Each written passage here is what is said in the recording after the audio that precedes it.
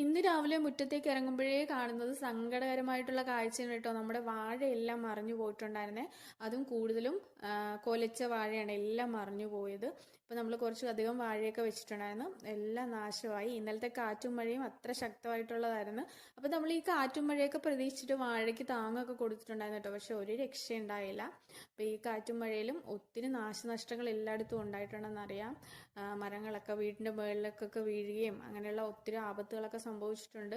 അപ്പം നമുക്ക് ഇത്രയൊക്കെ ആയിട്ട് വരുമ്പോഴത്തേക്കും നമുക്ക് സങ്കടമല്ലേ അതൊക്കെ പോകുമ്പോഴത്തേക്കും.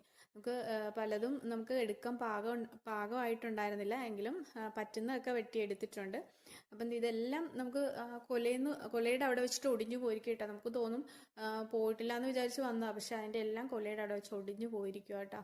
പിന്നെ നമുക്ക് ഒരു അമ്പഴം ഉണ്ടായിരുന്നു കേട്ടോ ഇവിടെ, അത് നിറച്ച് കായ ഉണ്ടാകുന്നതായിരുന്നു. അതും ചൂടോടെ മറിഞ്ഞു പോയി. എന്ത് ചെയ്യാനാ.